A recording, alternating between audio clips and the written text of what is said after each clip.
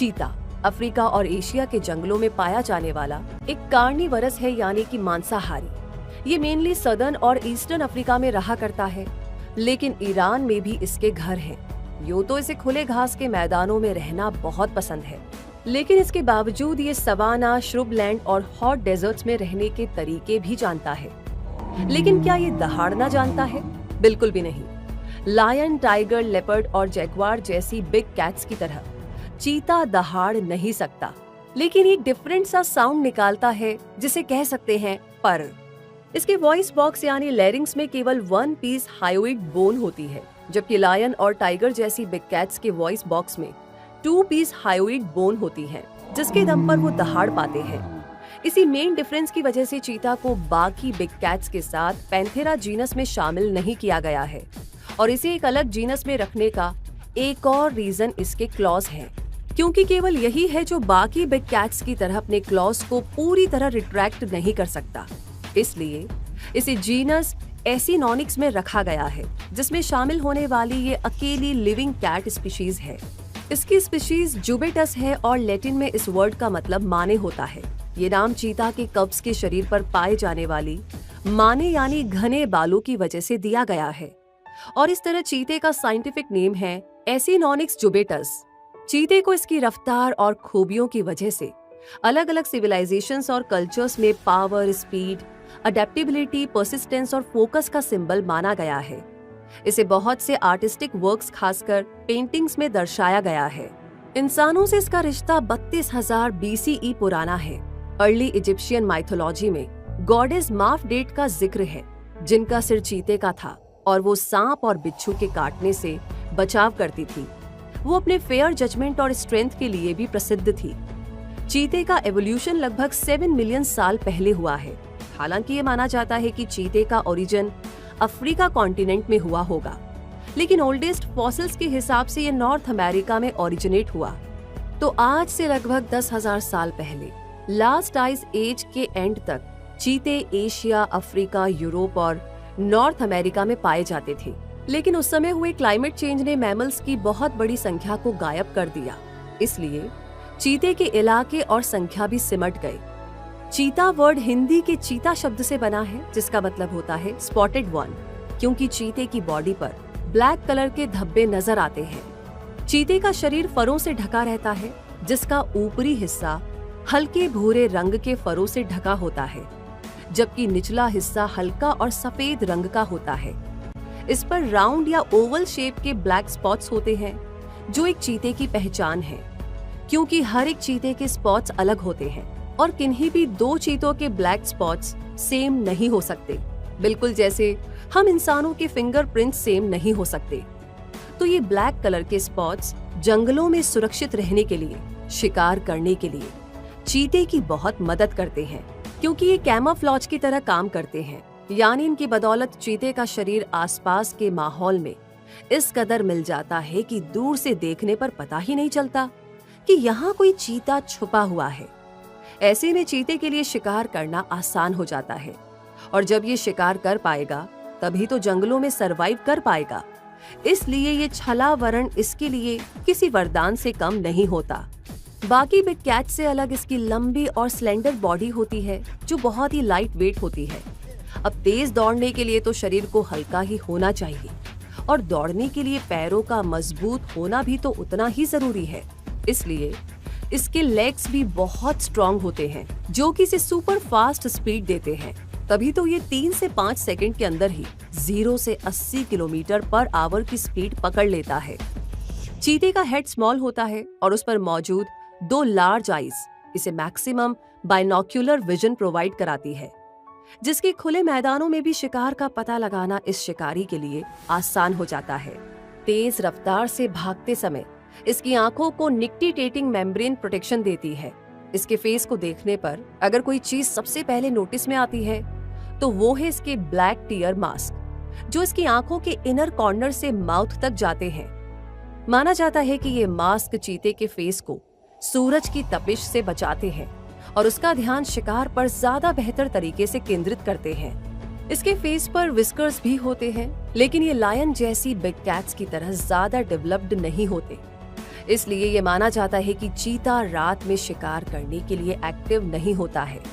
Whiskers रात में शिकार करने वाले शिकारियों को आसपास होने वाले मूवमेंट्स और वाइब्रेशंस को डिटेक्ट करने में हेल्प करते हैं। और क्योंकि चीता अक्सर रात में शिकार नहीं करता, इसलिए इसे लॉन्ग और डेवलप्ड व्हिस्कर्स की जरूरत नहीं पड़ती। इसके पंजे नैरो और सेमी रिट्रांसेबल होते हैं, यानी ये लायन और टाइगर जैसी बिग कैट्स की तरह अपने पंजों को पूरी तरह नहीं मोड़ सकता। लेकिन इसके पंजे इसकी स्पीड के लिए एकदम परफेक्ट है, क्योंकि इसके लिए ये ऐसे काम करते हैं जैसे कि एक स्प्रिंटर के शूज में लगे स्पाइक्स करते हैं, जिससे दौड़ते समय इसे स्टेबिलिटी मिलती है। चीते जैसे माहिर स्प्रिंटर को और क्या चाहिए। रफ्तार में इसकी टेल भी साथ देती है और ये टेल 2 से 2.60 फीट लंबी होती है और चीते की बॉडी लेंथ की लगभग 2/3 होती है। चीते के तेज दौड़ते समय उसके पंजे तो जमीन के बहुत कम कांटेक्ट में आते हैं, तो ऐसे में इसकी टेल स्ट्रेच होकर शार्प टर्न्स पर बैलेंस बनाती है। इस टेल के एंड में 5 से 6 डार्क रिंग्स होती है और एंड में ये टेल घनी भी होती है। ये डार्क रिंग्स शिकार के समय कैमोफ्लेज का काम करती है और दूसरे शिकारियों के लिए इन्हें पहचानना काफी मुश्किल भी बना देती है। चीते की बॉडी पर पाए जाने वाले ब्लैक स्पॉट्स की तरह इसकी टेल रिंग्स भी यूनिक होती हैं। इतना ही नहीं, बच्चों के लिए ये एक स्नगलिंग डिवाइस की तरह भी काम करती है, जो घनी घास में चलते हुए अपनी माँ को फॉलो करने वाले उन बच्चों को डायरेक्शन देती है। तो देखा आपने, चीते की तो टेल भी कितना बड़ा कंट्रीब्यूशन देती है, इसकी स्पीड में भी, बच्चों की देखभाल में भी और चीते के सर्वाइवल में भी।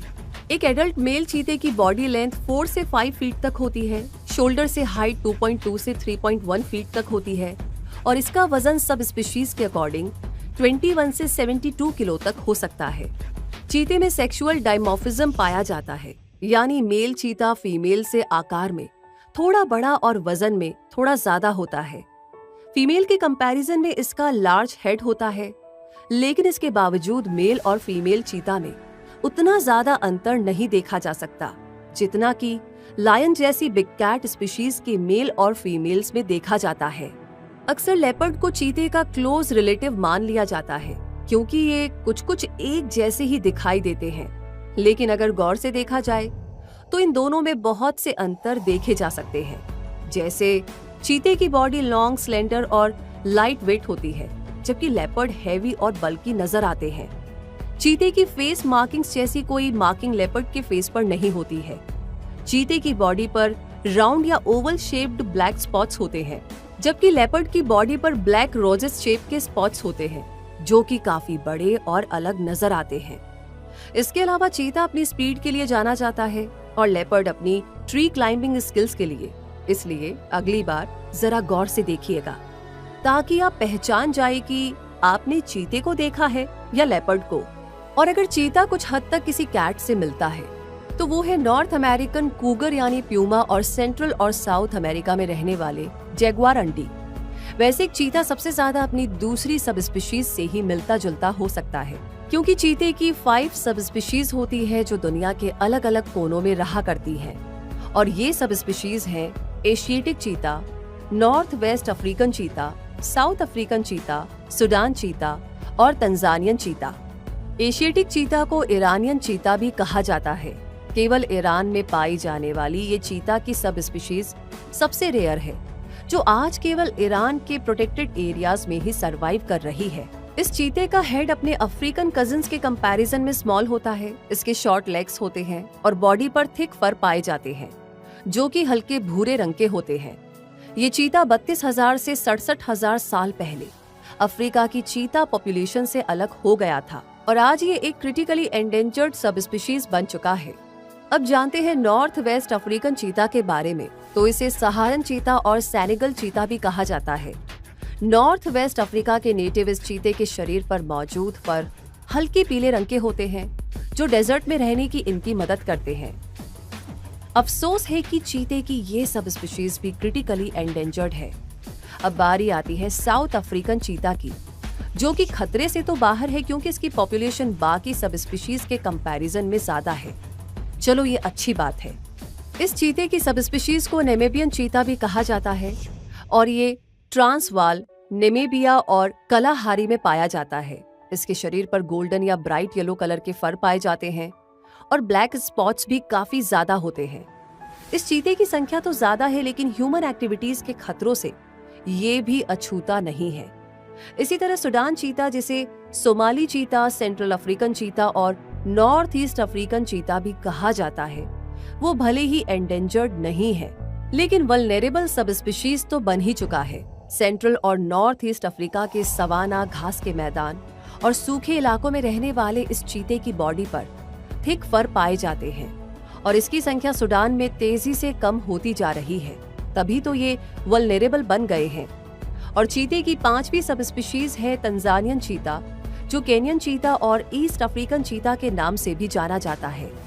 ये ईस्ट अफ्रीका का नेटिव है और तंजानिया, युगांडा, सोमालिया और केनिया के सवाना और ग्रासलैंड्स में रहता है। चीते की लार्जेस्ट सब स्पीशीज यही है। इसके शरीर पर पीले या भूरे फर होते हैं। साउथ अफ्रीकन चीता के बाद ये चीते की सेकंड लार्जेस्ट पॉपुलेशन है, जो कि एक अच्छी बात है, लेकिन इसके बावजूद ये वल्नरेबल है। इसका मतलब चीते की कोई भी सब स्पीशीज सेफ नहीं है। कौन है इसके लिए जिम्मेदार, ये हम आगे जान ही लेंगे, लेकिन अभी चीते को अच्छी तरह जानना जरूरी है, खासकर किंग चीता को, जो चीते की एक म्यूटेंट फॉर्म है, यानी एक सिंगल जीन में म्यूटेशन की वजह से चीते की ये रेयर फॉर्म बनी है। पहले से एक अलग स्पीशीज या चीते की एक अलग सब स्पीशीज माना जाता था, लेकिन अब ये क्लियर है कि ये किंग चीता कोई अलग स्पीशीज या सब स्पीशीज नहीं है, बल्कि साउथ अफ्रीका में रहने वाले चीते की एक म्यूटेंट फॉर्म है, जिसकी बॉडी पर नॉर्मल चीते की तरह स्मॉल ब्लैक डॉट्स नहीं होते हैं, बल्कि लार्ज और इररेगुलर स्पॉट्स होते हैं। इतना ही नहीं, इसकी बैक पर 3 ब्लैक स्ट्रिप्स भी होती हैं, जो कि इसे एक यूनिक अपीयरेंस देती है। तो चीता अपने आप में एक यूनिक एनिमल है, जिसकी हंटिंग स्ट्रेटेजी भी सबसे अलग होती है। ये मेनली लार्ज हर्बीवोर्स का शिकार करता है, जैसे इम्पाला, गजेल, वाइल्ड बीस्ट और ज़ीब्रा। लेकिन भूख लगने पर ये खरगोश और पक्षियों को खाकर के भी काम चलाना अच्छे से जानता है। वैसे इसे एक समझदार शिकारी कहा जाना चाहिए, क्योंकि ज्यादातर बिग कैट्स के कंपैरिजन में ये डायनल होता है, यानी कि रात में एक्टिव होने की बजाय दिन में ज्यादा एक्टिव रहता है और अपना शिकार अर्ली मॉर्निंग या लेट आफ्टरनून में करना पसंद करता है। इस हंटिंग हैबिट में इसकी समझ छुपी है।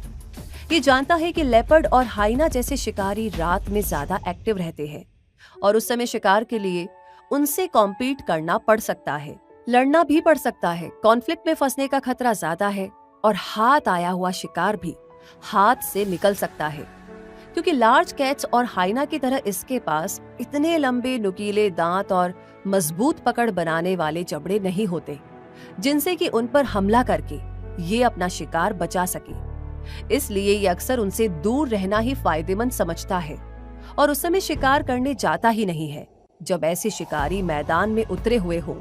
वैसे इसे समझदारी नहीं कहेंगे तो क्या कहेंगे। शिकार करने के लिए इसके स्मेल सेंस की बजाय विजन ज्यादा हेल्पफुल रहता है। शिकार पर टारगेट सेट करने के बाद ये उसके नजदीक पहुंचता है और जब ये लगभग 50 फीट की दूरी पर होता है, तब शिकार को पकड़ने के लिए दौड़ लगाता है। तेज और तेज, बहुत तेज, इतनी तेज कि अगली 3 छलांगों में ये 80 किलोमीटर पर आवर की स्पीड पकड़ लेगा और ये स्पीड 110 किलोमीटर पर आवर तक भी पहुंच सकती है। इतनी जबरदस्त स्पीड इसे इसके aerodynamic body frame, light weight skeleton और long leg and foot bones की बदौलत मिलती है। इसकी स्पाइन भी बहुत ही फ्लेक्सिबल होती है और इसके पंजे भी ग्राउंड पर अच्छी ग्रिप बनाते हैं। इस दौरान चीते की लार्ज नॉस्ट्रिल्स तेजी से ज्यादा ऑक्सीजन ले पाती है और शिकार का तेजी से पीछा करते हुए ये 1 मिनट में 60 से 150 सांसें तक ले लेता है। इसका हार्ट बहुत ही बड़ा होता है। लीवर और लंग्स भी बड़े होते हैं, जो कि हाई स्पीड के लिए जरूरी हैं। यानी इसकी बॉडी शिकार करने के लिए पूरा सपोर्ट देती है। लेकिन इसके बावजूद चीते को शिकार मिलेगा या नहीं, ये उसकी टाइमिंग और कुछ हद तक किस्मत पर भी निर्भर करता है। टाइमिंग अगर सही है तो दौड़ लगाना शुरू करने के अगले 30 सेकंड में वो शिकार को पकड़ लेगा, और अगर उसकी टाइमिंग सही नहीं हुई तो 30 सेकंड और ज्यादा से ज्यादा 1 मिनट के बाद वो शिकार पर पकड़ बनाने से चूक जाएगा, क्योंकि वो थक जाएगा और उसे रुकना ही पड़ेगा। तो बस इतनी ही देर में शिकार वहां से रफू चक्कर हो जाएगा। ये सच है कि चीता सुपर फास्ट है, लेकिन बस कुछ देर के लिए। उसके बाद उसे ब्रेक की जरूरत पड़ जाएगी। इस समय चीते के रुक जाने, थक जाने का एक रीजन उसकी नर्वसनेस भी होती है। इससे उस खतरे का डर लगातार बना रहता है कि आज मैं खुद का किया शिकार खा पाऊंगा या नहीं, क्या आज भी कोई उसे लूट लेगा। बस इस डर के चलते वो घबराया रहता है और जल्दी ही थक जाता है। यानी पेट भरने के लिए चीते की टाइमिंग और उसके कॉन्फिडेंस लेवल का परफेक्ट बने रहना जरूरी है। और किस्मत का क्या, अगर टाइमिंग सही हुई तो चीता तुरंत शिकार को दबोचकर उसकी गर्दन पर काट कर उसे मार देगा। लेकिन उसे खाएगा कैसे? दौड़ने की वजह से वो एग्जॉस्ट हो जाता है, लगातार डर भी सताता रहता है। तो ऐसे में शिकार को तुरंत खाने की बजाय उसे रिलैक्स करना पड़ता है, उसके बाद ही वो खा सकता है। अब जंगल में अपने शिकार को ये खुला तो छोड़ नहीं सकता। ये लेपर्ड की तरह तुरंत पेड़ पर चढ़कर अपने शिकार को छुपा भी नहीं सकता, क्योंकि ये स्किल्ड क्लाइंबर्स नहीं है। इसीलिए ये अपने शिकार को कहीं झाड़ियों में छुपाने की कोशिश करता है, ताकि उसका बॉडी टेम्परेचर और ब्रीदिंग नॉर्मल होते ही वो उसे खा सके। अगर उसकी किस्मत अच्छी होती है तो वो अपना खाना खा पाता है, लेकिन हर बार ऐसा नहीं होता। ये जरूरी नहीं, क्योंकि लेपर्ड, हाइना, वाइल्ड डॉग्स और वल्चर्स ऐसे शिकारी होते हैं जो अगर आसपास नजर आ जाए तो चीते को समझ आ जाता है कि अब तो उसे इतनी मेहनत से हासिल किया हुआ खाना छोड़ना ही पड़ेगा, क्योंकि वो उनके जितना ताकतवर हमलावर नहीं है। तो ऐसे में वो कदम पीछे ले लेता है और भूखा ही वहां से चला जाता है। और दूसरे शिकारी उसकी मेहनत पर दावत उड़ाने में जरा भी नहीं हिचकते। इस तरह चीते के हंटिंग अटेम्प्ट्स में से 50% टाइमिंग की वजह से फेल हो जाते हैं, और किस्मत साथ ना दे तो हाथ आए हुए शिकार को खा पाने के चांसेस भी केवल 50% ही रह जाते हैं। इतनी परेशानियों के बावजूद, भूख के बावजूद ये बचा कुचा खाना पसंद नहीं करता। इसे खुद शिकार करके उसे ताजा खाना ही पसंद है, भले ही इस चॉइस की वजह से इसे बहुत बार भूखा ही रहना पड़े। ये रह लेता है, ये और कर भी क्या सकता है, क्योंकि एक एडल्ट चीता 2 से 5 दिन में शिकार करता है और उसे हर दिन लगभग 3 किलो मीट की जरूरत पड़ती है, जिसे ध्यान में रखते हुए ही ये सही शिकार को पकड़ने की कोशिश करता है। जबकि एक चीता मदर को हर दिन शिकार का दावा खेलना होता है, क्योंकि उसे अपने साथ बच्चों का पेट भी भरना होता है। तो इन्हें अपने खाने से अच्छी मात्रा में मॉइस्चर मिल जाता है, इसलिए जल्दी जल्दी रोज पानी पीने की जरूरत इन्हें नहीं पड़ती। शिकार को लेकर चीते की परेशानी देखकर ये ख्याल आता है कि ये अकेले शिकार क्यों करता है, लायन की तरह झुंड में क्यों नहीं करता। अगर ये ऐसा करे तो इसकी ताकत बढ़ सकती है और शिकार मिलने की पॉसिबिलिटीज भी बढ़ सकती है। लेकिन चीते का ना सोशल स्ट्रक्चर लायन से अलग है। चीते अक्सर अकेले रहना पसंद करते हैं। फीमेल चीता अपने बच्चों को बड़ा करने तक ही उनके साथ रहती है, बाकी समय ये अकेले रहना और अकेले शिकार करना ही पसंद करती है। हाँ, लेकिन चीते के सोशल स्ट्रक्चर में एक यूनिक फीचर भी होता है, सिबलिंग ग्रुप, जिसे कॉलिशन कहते हैं। ये चीते के बड़े हो रहे बच्चों का एक ग्रुप होता है, जिसमें कुछ टाइम तक सारे भाई बहन साथ रहते हैं, और इस ग्रुप में 2 से 5 चीते हो सकते हैं। सेक्सुअल मैच्योरिटी आने के बाद बहनें ग्रुप से अलग होकर अकेले रहना शुरू कर देती हैं, या फिर केवल बहनों का एक ग्रुप बना लेती है, जिसे सिस्टरहुड कहा जाता है। भाई आपस में साथ रहते हैं। भाइयों का ये बॉन्ड बहुत ही स्ट्रॉन्ग होता है, और इस साथ से इन्हें पावर, स्ट्रेंथ और सफिशिएंट फूड भी मिल पाता है। हाँ, लेकिन भाइयों में होने वाली लड़ाई और खाने को आपस में बांटना इनके लिए कभी कभी चैलेंजिंग भी हो सकता है, लेकिन फिर भी ये साथ रहना ही प्रेफर करते हैं। हर मेल चीता या फीमेल चीता ग्रुप बना कर के ही रहते हैं, ये जरूरी नहीं, लेकिन जो चीते ऐसा करते हैं उनका बॉन्ड बहुत ही स्ट्रॉन्ग होता है। मेल सिबलिंग्स के ग्रुप में से अगर एक साथ ही कहीं चला जाए या गुम हो जाए तो ये उसे ढूंढने में कोई कसर नहीं छोड़ते। ये उसे आवाज लगाते रहते हैं जब तक कि उसकी आवाज सुनाई ना दे जाए और वो इन्हें मिल न जाए। ये मिलकर के अपनी लार्ज टेरिटरी बनाते हैं, जिसे यूरिन से मार्क करते हैं, और इस पर किसी दूसरे मेल की टेरिटरी को बर्दाश्त नहीं करते। हालांकि फीमेल चीता से ओवरलैप होती हुई टेरिटरी इन्हें मंजूर होती है, क्योंकि मेटिंग टाइम पर इन्हें फीमेल चीता से इंटरैक्ट करने का मौका मिल जाता है। चीते में कम्युनिकेट करने के कई सारे तरीके होते हैं, जैसे म्याऊ, पर, बाग, ग्रोल, हिस और चर्प जैसे साउंड्स और सेंट कॉल जैसे सिग्नल्स। एक मेल और फीमेल चीता केवल मेटिंग टाइम पर ही मिला करते हैं। इस टाइम एक फीमेल चीता जो मेटिंग के लिए तैयार हो, वो चॉप साउंड निकाल करके मैट को अट्रैक्ट करती है और इस साउंड के जरिए चीते एक दूसरे को पहचानते भी हैं। फीमेल चीता पेड़ों, झाड़ियों और चट्टानों पर यूरिन के जरिए अपनी सेंट कॉल भेजती है और उसके जरिए मेल को अपने रिप्रोडक्टिव स्टेटस के बारे में बताती है। इस पर मेल चीता येल्प साउंड निकाल करके रिस्पॉन्ड करता है और इनकी मीटिंग होती है। चीते 18 से 23 महीने के होने पर सेक्सुअली मैच्योर होते हैं और इनमें ब्रीडिंग साल में कभी भी हो सकती है। ये पॉलीगैमस होते हैं, यानी मेल और फीमेल चीता के बहुत सारे मीटिंग पार्टनर्स होते हैं। मीटिंग के बाद मेल चीता अपना अलग रास्ता बना लेता है और पेरेंटिंग में उसका कोई भी कंट्रीब्यूशन नहीं होता। फीमेल चीता अकेले अपने बच्चों को पालती है। उसका गेस्टेशन पीरियड 90 से 95 दिन का होता है और वो एक बार में 3 से 5 बच्चों को जन्म देती है। इन बच्चों की संख्या 1 से 8 तक भी हो सकती है। बच्चों को सुरक्षित रखने के लिए ये एक मांद बनाती है और उसी में रहते हुए अपने बच्चों को जन्म देती है। ये मांद लंबी घास, झाड़ियों या चट्टानों में बना हुआ एक सुरक्षित और छुपा हुआ स्थान होती है। जन्म के समय पर एक कब ब्लाइंड होता है और उसका वजन 150 से 400 ग्राम तक होता है। ये न्यूबॉर्न कब्स 4 से 11 दिनों के होने पर पहली बार अपनी आंखें खोलते हैं। शुरुआती समय में पोषण और सुरक्षा के लिए ये पूरी तरह से अपनी मां पर निर्भर रहते हैं। जन्म के समय इनकी बैक पर घने फर होते हैं जिसे मेंटल कोट कहा जाता है। ये सराउंडिंग्स में ब्लेंड होने में इनकी मदद करते हैं। ये मेंटल कोट हनी बेजर जैसा दिखाई देता है, जो कि बहुत ही ज्यादा अग्रेसिव एनिमल है और उससे हर कोई दूर रहना चाहता है। लायन भी इनसे कॉन्फ्लिक्ट करना पसंद नहीं करते, इसलिए दूर से देखने पर जब चीते के बच्चे हनी बेजर जैसे दिखाई देते हैं तो शिकारियों के लिए ये दूर रहने की वार्निंग होती है और न्यू बॉर्न किड्स सुरक्षित बने रहते हैं। ये मेंटल बारिश और धूप में बच्चों का बॉडी टेम्परेचर रेगुलेट करने में भी हेल्प करता है और बच्चों के बड़े होने के साथ ये कोट धीरे धीरे गायब हो जाता है। अपने बच्चों को सुरक्षित रखने के लिए माँ उन्हें मांद में या घनी हरियाली के बीच छुपाए रखती है।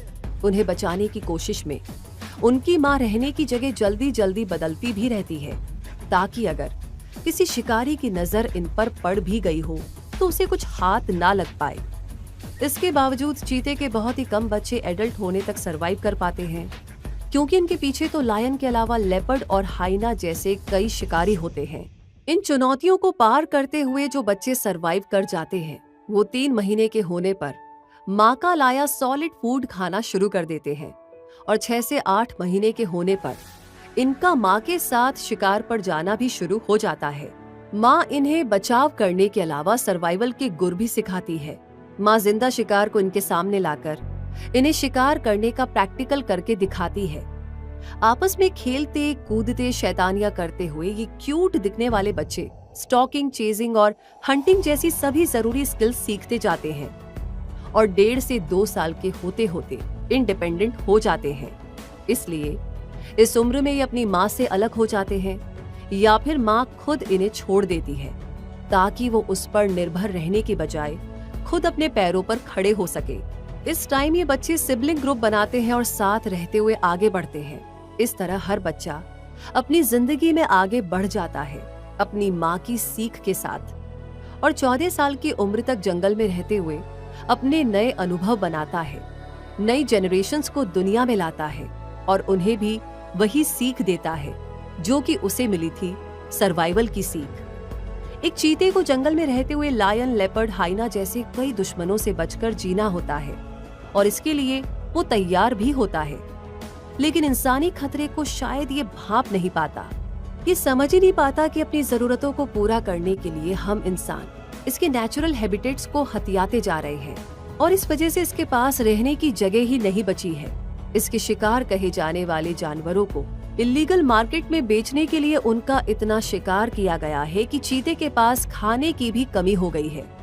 क्लाइमेट चेंज के जो नुकसान ये चीते उठा रहे हैं उसमें भी तो बहुत बड़ा हाथ हम इंसानों का ही है।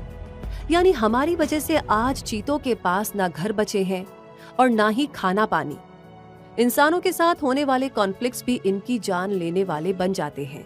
तो ऐसे में इनकी संख्या लगातार कम होती जा रही है। इनकी सब स्पीशीज खत्म होने की कगार पर नहीं पहुंचेगी तो और क्या होगा। जब सरवाइव करना इतना ज्यादा चैलेंजिंग हो जाए तो चीते की हर सब स्पीशीज वल्नरेबल और एंडेंजर्ड ही होगी।